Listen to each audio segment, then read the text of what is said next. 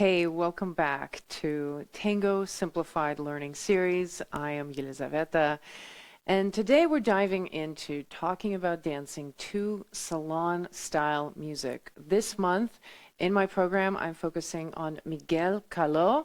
So if you have not gotten a chance to listen to the Spotify playlist that I put together, it's in the show notes. Check it out. I also did a whole deep dive on Caló Jamás Retornarás, his really famous, iconic song that we dance to a lot at the Milonga. So if you're interested in checking it out, check out the program. You get 30 days free. It's part of the monthly Musicality Lab series, so you'll find that inside the program once you register. The link for that is also in the show notes. Milonguero and Guardia Vieja, the early styles of tango music, are very rhythmically driven. The musicians are playing all together and they're very committed to the beat, the underlying compás of the songs. So why is that important for us as dancers? Is that as long as you are on the beat when you're dancing to that music, it will work. And that's why that music is so good for beginners.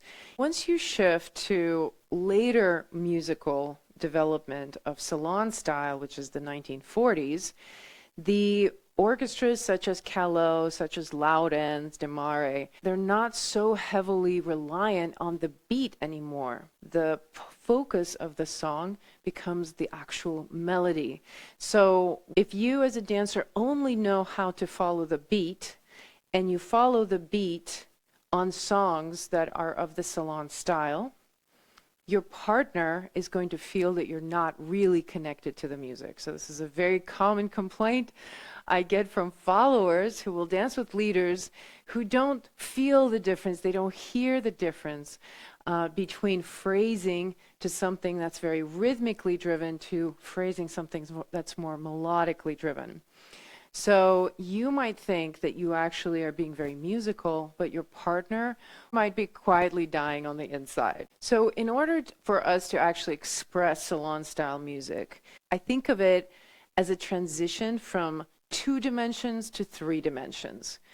When we're dancing to Guardia Vieja and Milonguero style, it's very 2-dimensional. It's just rhythm. It's either fast or slow, but there's not much texture inside of that. When we get into salon, there's this other dimension that is added that has to do with the volume and texture of your movement. So it's not just about going fast or slow, it's about creating variety inside of your movement and speeding up and slowing down and creating a lot of dynamics that will closer reflect the expression of the arrangement. So to express this 3rd dimension, there are 3 main elements that I think you can focus on to develop those skill sets. And those are contrast, shift in tone, and phrasing.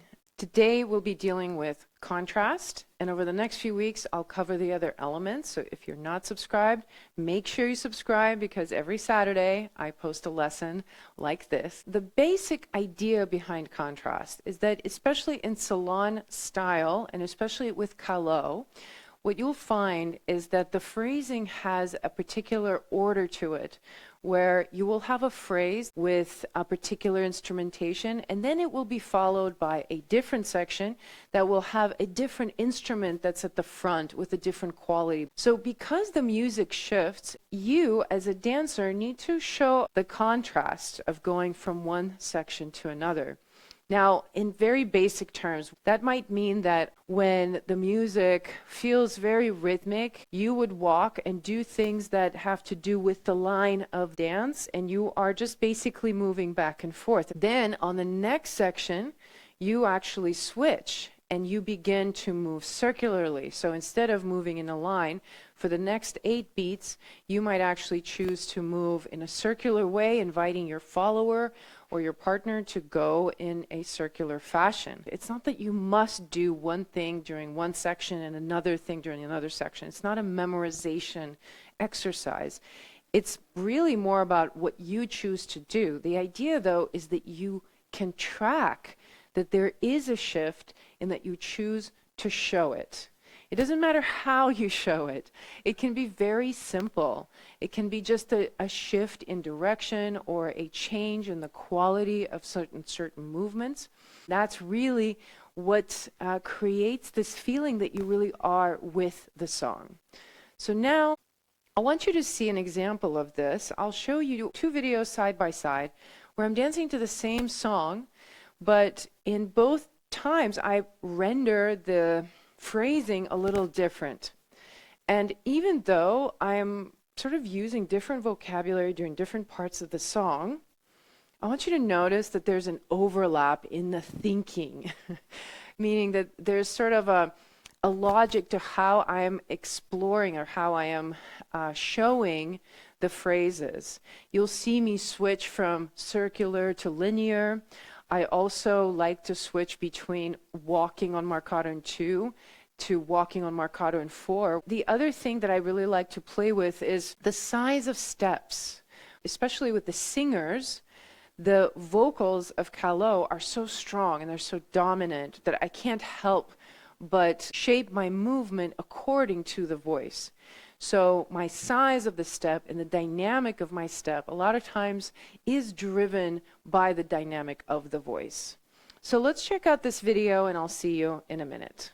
No estás, te busco y ya no estás, espina de la espera que lastima más y más, gritar tu nombre enamorado, desear tus labios despintados como luego de besarlos. No estás, te busco y ya no estás, qué largas son las horas, ahora que no estás. Qué ganas de encontrarte después de tantas noches, qué ganas de abrazarte, qué falta que me haces. Okay, so hopefully you were able to see some of the elements that we've been discussing. You as a dancer typically can choose which layer to dance in. So when I dance to someone like Caló or salon-style, there's this awareness of the phrasing itself, but the next level would be to then tune in to the layer of what you want to show. There will be a very clear dominant layer of the strings or the vocals taking up most of your awareness, but you might actually hear something underneath that you can choose to show. And sometimes as a follower, you might actually backlead some part of the musicality because you want to show, let's say, a passage of marcato in 4 while the leader is doing something in a different layer of the music. So this is the kind of play that salon style allows for, that if you only know how to walk on the beat, it's sort of like out of your reach, like you really don't know what's really possible. So check out the playlist in the show notes. Experiment with this music even on your own. See if you can find different layers to dance. Each time you hear, maybe try a different layer. And over the next few weeks, we'll cover the other elements that will help us to develop a better sensitivity to salon-style tango. So make sure you come back next week for the next lesson. I look forward to seeing you next week. Until then, ciao.